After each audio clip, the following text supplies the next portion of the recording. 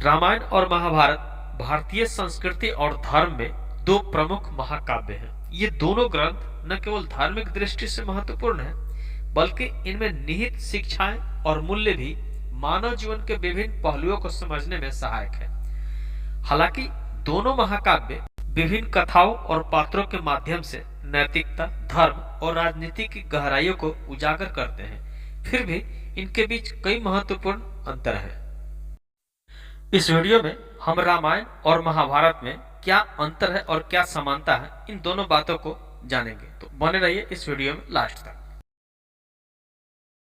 रामायण की कथा मुख्य रूप से भगवान राम के जीवन पर आधारित है। इसमें राम की पत्नी सीता, भाई लक्ष्मण और रावण जैसे प्रमुख पात्र शामिल हैं। यह महाकाव्य राम के वनवास, सीता के अपहरण और रावण के साथ युद्ध की कहानी कहता है।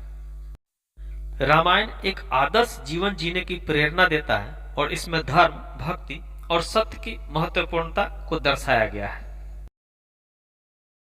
महाभारत की कहानी कुरुक्षेत्र के युद्ध के इर्द गिर्द घूमती है, जो पांडवों और कौरवों के बीच होती है। इसमें अनेकों पात्र हैं, जैसे कि कृष्ण, अर्जुन, भीम, दुर्योधन और द्रौपदी। महाभारत केवल एक युद्ध की कथा नहीं है, बल्कि यह जीवन के विभिन्न पहलुओं जैसे कि राजनीति, धर्म, प्रेम और नीति शास्त्र पर गहन दृष्टि प्रदान करता है।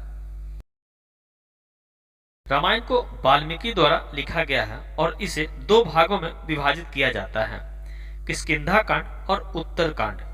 यह एक संक्षिप्त महाकाव्य है जिसमें लगभग 24,000 श्लोक हैं। इसकी भाषा सरल और सटीक है, जो इसे आम जनता के लिए आसानी से समझने योग्य बनाती है।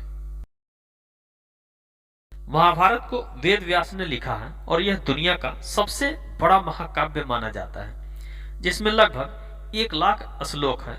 यह 18 पर्वों में विभाजित है, जिसमें भगवत गीता भी शामिल है। इसकी गहराई और विस्तार इसे एक व्यापक ग्रंथ बनाते हैं, जो विभिन्न विषयों को समेटे हुए है। रामायण का मुख्य उद्देश्य धर्म, आदर्श और निष्ठा है। भगवान राम को परफेक्ट मैन के रूप में प्रस्तुत किया गया है, जो अपने कर्तव्यों के प्रति पूर्ण निष्ठावान है। इसमें सीता की भक्ति और लक्ष्मण की भाईचारे की भावना भी महत्वपूर्ण है। यह ग्रंथ सिखाता है कि ऐसे एक व्यक्ति को अपने धर्म का पालन करना चाहिए, चाहे परिस्थिति कैसे भी हो। महाभारत में नैतिकता और अन्याय का जटिल प्रश्न उठाया गया है। यह दिखाता है कि कभी कभी सही निर्णय लेना कितना कठिन हो सकता है। इसमें कृष्ण द्वारा अर्जुन को दिए गए उपदेश, धर्म और अधर्म की सीमाएं और युद्ध के परिणामों पर ध्यान केंद्रित किया गया है। महाभारत जीवन के संघर्षों और उलझनों को उजागर करता है, जिससे पाठक को अपने निर्णय लेने में सहायता होता है। रामायण धार्मिक दृष्टि से भगवान राम की पूजा और आराधना का प्रतीक है। यह भक्ति और भक्तिवाद का प्रचार करता है। राम के चरित्र में आदर्श और उत्कृष्टता का उदाहरण मिलता है। यह भगवान राम को एक ईश्वर के रूप में प्रतिष्ठित करता है और भक्ति मार्ग की महत्वपूर्णता को दर्शाता है। महाभारत में दार्शनिक पहलू अधिक है। भगवत गीता में जीवन के गूढ़ रहस्यों का वर्णन किया गया है, जिसमें कर्म, योग और आत्मा का महत्व बताया गया है। यह जीवन के विविध आयामों को समझने का प्रयास करता है और मानव जीवन के उद्देश्य पर ध्यान केंद्रित करता है। रामायण ने भारतीय संस्कृति पर गहरा प्रभाव डाला है। इसका मंचन, नृत्य और गीत संगीत में विशेष स्थान है।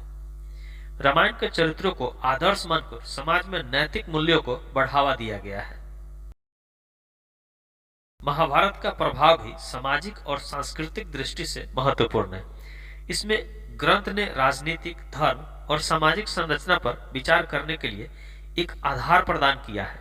यह विविधता और मानव स्वभाव की जटिलताओं को समझने में मदद करता है।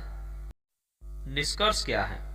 रामायण और महाभारत दोनों महाकाव्य अद्वितीय हैं और अपने अपने ढंग से भारतीय संस्कृति का आधार है। जहां रामायण आदर्श जीवन जीने की प्रेरणा देती है, वहीं महाभारत जीवन की जटिलताओं और संघर्षों को उजागर करता है।